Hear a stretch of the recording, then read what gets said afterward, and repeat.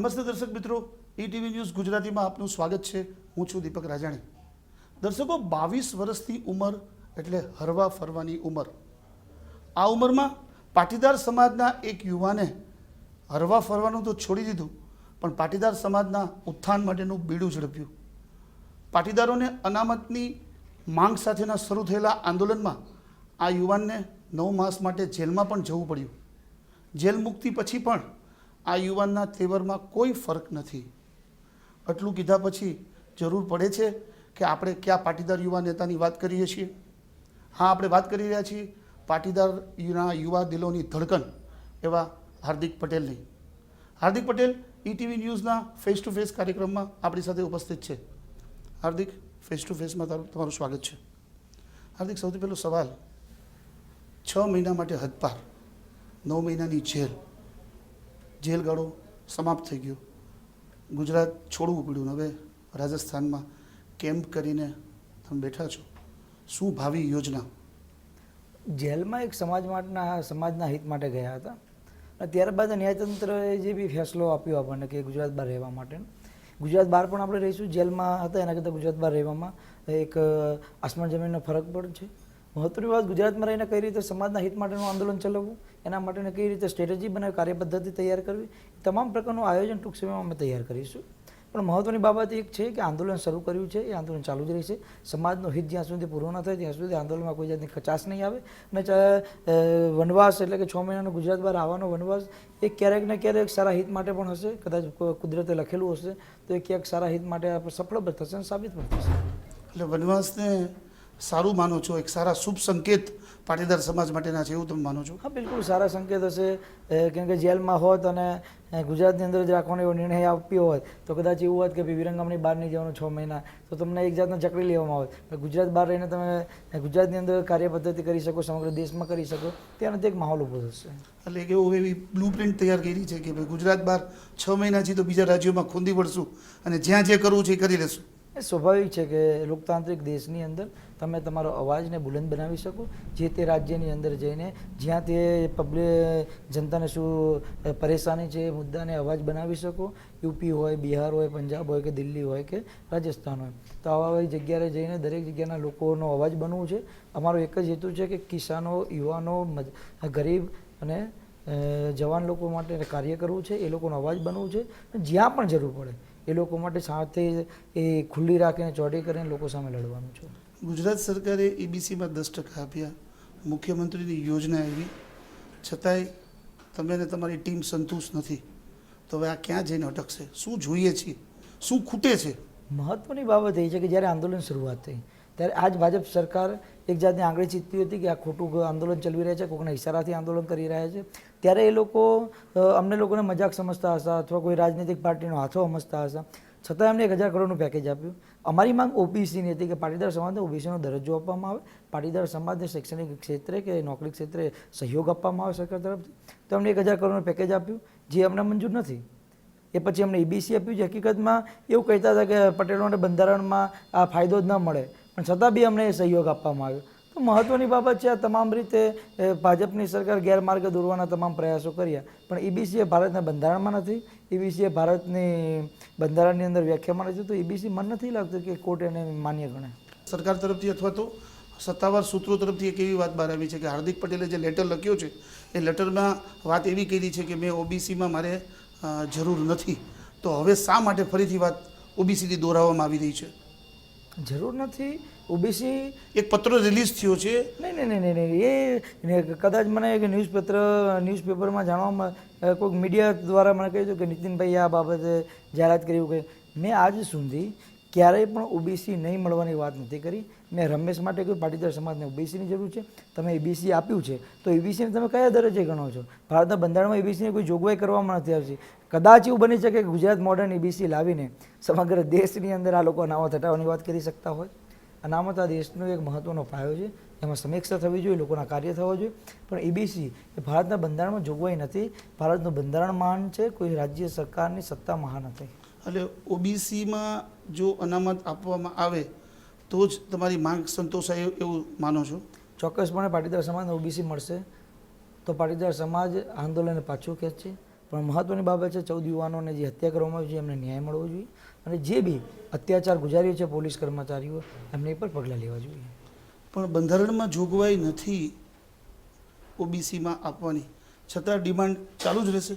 કોને કહ્યું કે ઓબીસીમાં પાટીદારનો સમાવેશ કરવાની બંધારણમાં જોગવાઈ નથી? ભારતના તમામ રાજ્યોની અંદર પાટીદાર સમાજને ઓબીસીમાં સ્થાન આપવામાં આવ્યું છે. ઝારખંડ, ઓરિસ્સા અને પશ્ચિમ બંગાળમાં પટેલ સમાજ ત્યાં શિડ્યુલ ટ્રાઇબમાં આવે છે. એક જાતની સંકોચિત ભાવના ઊભી કરી દેવામાં આવી છે આ લોકો દ્વારા કે પાટીદાર સમાજ સુખી છે, સંબંધ એ લોકોને ઓબીસી ના મળે.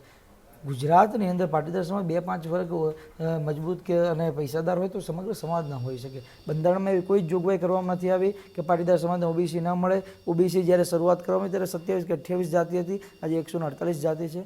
એટલે ભારતના બંધારણમાં એવો કોઈ નિયમ નથી કે પાટીદાર સમાજને ઓબીસી ના મળે. હાર્દિકની બાબતમાં એવું કહેવામાં આવે છે કે હાર્દિકના ટાર્ગેટ પર ભાજપ અને સંઘ છે. કનૈયાએ જે લાઈન પકડી એ લાઈન હાર્દિકે પકડી છે. કઈ પ્રકારે? કનૈયા પહેલાં તો મારું આંદોલનની શરૂઆત થઈ છે. કનૈયા જ્યારે કનૈયા જે વાત કરી રહ્યો છે એ જ વાત હાર્દિક કરી રહ્યો છે. એટલે હાર્દિકનો ટાર્ગેટ ભાજપ અને સંઘ છે. આજે કોઈ પણ રાજકીય રાજ્યની અંદર સત્તા પર ભાજપ હોય, કોંગ્રેસ હોય, જે પણ કોઈ આંદોલન હોય જે તે સરકારની સામે જ હોઈ શકે. મહત્વની ઈબીસીના મુદ્દે મારી બાબત ભાજપ વિરોધી એટલા માટે છે કે ઈબીસી લાગુ કરીને ભાજપ સમગ્ર દેશમાંથી અનામત હટાવવાની વાત કરે છે. જે પ્રમાણે વિજય રૂપાણીના જુદા જુદા નિવેદનો આવતા હોય કે ભાઈ ગુજરાત મોડેલ સમગ્ર દેશમાં લાગુ કરવામાં આવશે, એનો મતલબ શું? કે દલિત સમાજ કે ઓબીસી સમાજ કે આદિવાસી સમાજ પાસેથી એમનો હક તમે છીનવી લેવો છે. એટલા માટે અને જે પ્રમાણે લોકોને ડરાવવા ધર્મના નામે, હિન્દુત્વના નામે અત્યાર સુધી લોકોને બેવકૂફ બનાવવા, એક સમાજ હિન્દુ મુસલમાનના નામે જે ખાઈ ઊભી કરેલી છે એના કારણે હું એમનો વિરોધ કરું છું. એમની વિચારધારા જે પણ કંઈ હોય, સમાજ અને દેશને એક સૂત્રતા બાંધવાની જરૂર છે. તમે એક બાજુ વિકાસના નામે વાત કરો છો ત્યારે તમે યુપીમાં જુદા જુદા દાદરી કાંડ હોય કે કેરાલા કાંડ હોય એવા જુદા જુદા તમે કાંડો ઊભા કરો છો. હિન્દુ મુસલમાનના નામે લોકોને હેરાન કરવાની વાત છે. તો એ બાબતે ચાહે ભાજપ હોય કે સંઘ હોય એનો વિરોધ કરીશું. તો ભાજપ અને સંઘનો વિરોધ થયો એટલે સ્વાભાવિક બીજા પક્ષને ફાયદો. એટલે તમે ખુલ્લેઆમ કદાચ સામેવાળી પાર્ટીને મદદ નથી કરતા, પણ ભાજપ અને સંઘને નુકસાન કરીને સામેવાળી પાર્ટીને મદદ કરવાની વાત થઈ ને. આની જગ્યાએ માની લો કે કોંગ્રેસ સત્તા પર હોત અને અમે એવું કહેતા હોત કે ભાઈ કોંગ્રેસ હિન્દુ અને મુસલમાનના નામે રાજનીતિ કરે છે, છતાં બી આપ એવું કહેત કે ભાઈ તમે કોંગ્રેસનો વિરોધ કરીને ભાજપને ફાયદો કરાવવાની વાત કરો છો. જે બી કોઈ રાજકીય પાર્ટી હોય જે સત્તા પર હોય એની સામે લડવાથી એનો વિરોધ થવાનો છે, સ્વાભાવિક છે. અને બાય ચાન્સ ભાજપ તમારી માંગણી સ્વીકારી લે તો ભાજપ સામેનો વિરોધ તમારો જતો રહેશે, સ્વાભાવિક છે. અને ભાજપને એનાથી ફાયદો થાય. એ તો સમય આવશે એટલે બતાવશે ને. સરકાર મોટો વિશાળ સમુદાય છે, સમુદાયના તમે હિતની વાત કરશો તો સમાજ નક્કી કરશે. પછી અત્યારે સમાજમાં રોષ છે, સમાજની લાગણી છે કે ભાઈ 14 યુવાનો પર તમે અત્યાચાર, 14 યુવાનની હત્યા કરી, પોઈન્ટ એન્ડ બ્લેકથી ગોળી મારવી એ લોકોને જે પોતાના ન્યાય માટે બહાર નીકળ્યા છે. માતા બહેનો પર 307 લૂંટપાટની કલમો લગાવી એ લોકો ઉપર ભારત દેશના ઇતિહાસમાં સૌથી વધારે કેસ આવવાના જે ગોધરામાં નથી થયા કે નહીં નવનિર્માણ આંદોલનમાં થયા નથી, અનામત હટાવ આંદોલનમાં થયા, એટલા કેસ આ ભાજપની સરકારે પાટીદારો ઉપર કર્યા. હમણાં જ વાત કરી કે સમય આવે બતાવશે. એ સમય કયો 2017ની વાત કરું છું? જેમ 2015માં સ્થાનિક સ્વરાજની ચૂંટણીમાં સમય આવ્યો તો બતાવ્યું હતું એ પ્રમાણે 2017ની રાહ જોઈએ. એનો ઈશારો એવો થયો ને કે 2017માં પાટીદાર સમાજ બતાડી દેશે. હા, સ્વાભાવિક છે. પાટીદાર સમાજ ધારશે એ કરી શકશે. 2 કરોડ લોકો છે સમગ્ર રાજ્યની અંદર, તો રાજ્યની અંદર પાટીદાર સમાજને શું કરવું એ પાટીદાર સમાજ સમય આવશે બતાવશે. એટલે એનો મતલબ એવો જ થયો કે જે સ્થાનિક સ્વરાજ્ય સંસ્થાની ચૂંટણીમાં પરિણામ તમે લઈ આવ્યા એ જ પ્રકારનું તમે પરિણામ 2017માં ઈચ્છો છો. એટલે એનાથી એક ક્લિયર કટ સંકેત મળી ગયો કે ભાજપે વિચારવાનું છે કે 2017માં અમારે શું સ્ટેન્ડ, સમાજનો રોષ બનવું કે ન બનવું એ ભાજપ નક્કી કરી શકે. સૌરાષ્ટ્રના ઉના ગામની અંદર દલિત સમાજ પર જે અત્યાચાર કરવામાં આવ્યો એના પગલે રાજ્ય સરકાર દ્વારા 4 પોલીસ અધિકારીઓને સસ્પેન્ડ કરવામાં આવ્યા. એ જ રીતે 15મી ઓગસ્ટે 25મી ઓગસ્ટે ગુજરાત રાજ્ય અમદાવાદની અંદર મહારેલી થઈ. એ બાદ જે તોફાનો કરવા, પાટીદારો પર અત્યાચાર કરવામાં આવ્યો, તો આજ દિન સુધી શિવાનંદ ઝાની બદલી કે એને સસ્પેન્ડ કરવામાં કેમ ના આવ્યું? શિવાનંદ ઝાની બદલી કે સસ્પેન્ડની વાત અત્યાર સુધી તમે કરી જ નથી. કરી જ છે, ઘણી વખત તમે માત્ર ને માત્ર પોલીસ અધિકારીઓની જ વાત કરી છે. શિવાનંદ ઝા, રાજુરંજન ભગત પર એક્શન લેવાની બાબત અમે કેટલી વાર કરી છે, પરંતુ ખબર નહીં સરકારને એ બંને અધિકારીઓ પાસેથી શું સ્વાર્થ હશે, શું પોતાના પ્રેમ હશે અંગત રીતે, તો એ લોકો જાણતા હોય. એટલે એક તબક્કે અનામત આંદોલનની વાત પણ છે ને બીજે તબક્કે અત્યાચારની વાત પણ થઈ રહી છે. બિલકુલ બિલકુલ સ્વાભાવિક છે. એટલે એ એક સિક્કાની 2 બાજુ, બે વાતને તમે વળગી રહ્યા છો. પ્રથમ વાત ઓબીસી સમાજ, ઓબીસીમાં સ્થાન મળે એ વાત હતી. અત્યાચાર થયો એટલે એ મુદ્દા ઉમેરાવામાં અને સ્વાભાવિક છે અત્યાચાર એ કોઈ સામાન્ય બાબત નથી.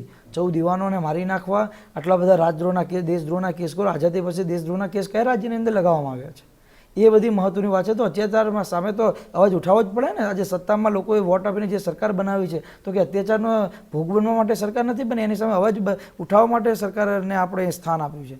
તો એનો અત્યાચાર જે કર્યો છે તો એની સામે પગલાં લેવા એ સ્વાભાવિક છે. હાર્દિક, ગુજરાતની બાબતમાં એવું કહેવાય છે કે અહીંયા બે જ પાર્ટી ચાલે છે, ત્રીજી પાર્ટી નથી ચાલતી. રાજપા જોયું, જીપીપી જોયું, કોંગ્રેસ અને ભાજપ.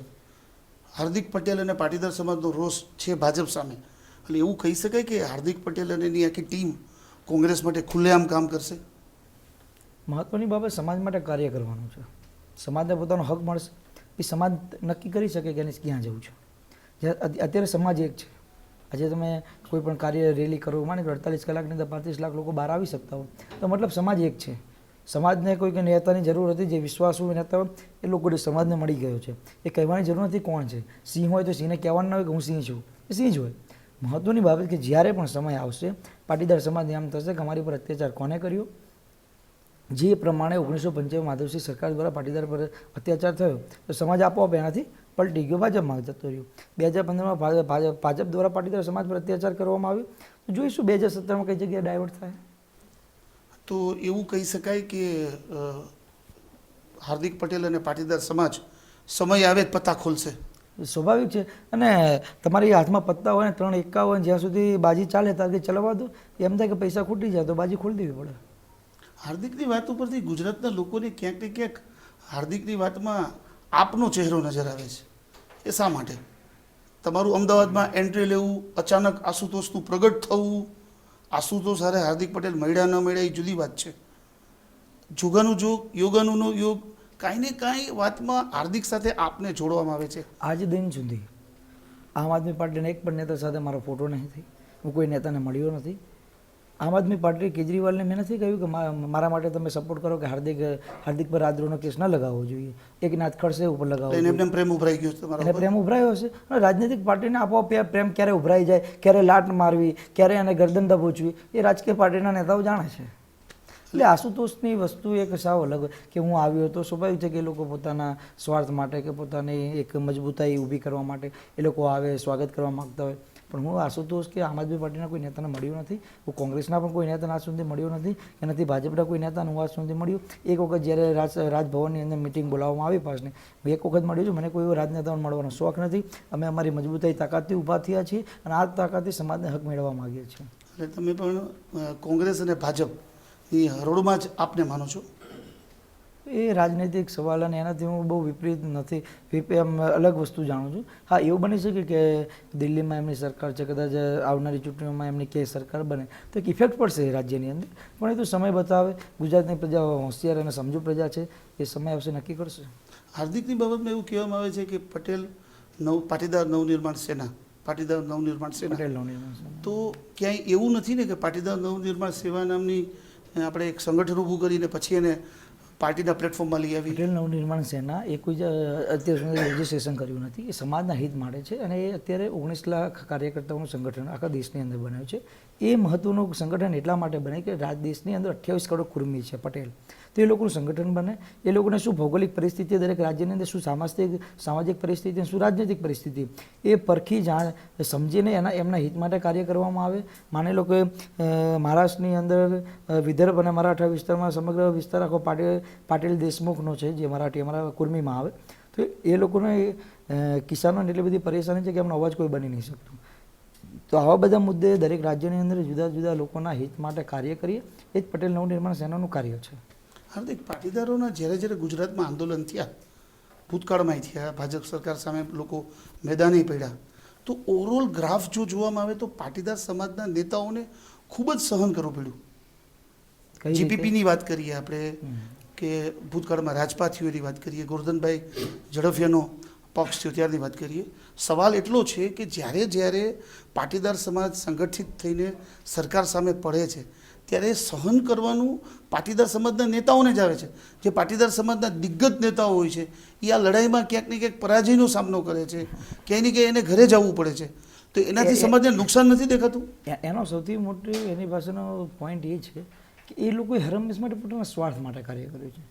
જીપીપી બનાવવામાં આવ્યું કે રાજપા બનાવવામાં આવ્યું એ પોતાની સત્તા લોભના કે ગોરધનભાઈ ઝડફીએ પોતાનો પક્ષ જે બને એ પોતાની સત્તા માટે કે ભાઈ અમે સત્તા લઈ લઈએ અને અમે આ કરીએ, જેનાથી સમાજ સૌ જાણે છે કે અત્યાર સુધી તમે જે પાર્ટીની અંદર હતા તમને અચાનક ખબર પડી ગઈ કે 10 વર્ષથી તમે જે પાર્ટીની અંદર 15 વર્ષથી હતા, હવે તમને ખબર પડી કે એમના એજન્ડા જુદા છે, એ આવી પાર્ટી છે, ખરાબ પાર્ટી, અચાનક તમે તમારા હિત માટે કે તમારા સ્વાર્થ માટે અલગથી પાર્ટી કરો તો સ્વાભાવિક છે સમાજ જાણતો હોય કોણ છે કોણ નહીં. હું 9 મહિના જેલમાં રહ્યો, મેં બહારની પરિસ્થિતિ વાકેફ નહોતો કે ભાઈ આંદોલન હવે કેવું હશે, પણ આ જ્યારે હું બહાર આવ્યો ત્યારે પણ લોકોને મારી પર વિશ્વાસ હતો કે હાર્દિક સાચો છે, હાર્દિક વિશ્વાસુ છે, એ ક્યારેય સમાજ સાથે વિશ્વાસઘાત નહીં કરે અને એટલા માટે સમાજ મારી સાથે જોડાયેલો છે, આ સમાજના હિત માટે જોડાયેલો છે. તો એ કોઈ અલગ પાર્ટીના નેતાઓને વિશ્વાસઘાત કર્યો કે એમનું કોઈ ચાલ્યું નહીં, એ વસ્તુ આખી અલગ છે આંદોલન. એની પાટીદાર નેતાઓ, હું એક્ઝામ્પલ આપું, પરસોત્તમ રૂપાલ અને દિલીપ સંઘાણી, આ બે પાટીદાર સંબંધના ખૂબ બે મોટા નેતા, અમરેલીમાંથી બંનેનો પરાજય થયો, બરાબર. એવા ભૂતકાળમાં એવા કેટલાય નેતાઓ આ સામસામી લડાઈમાં હાર્યા.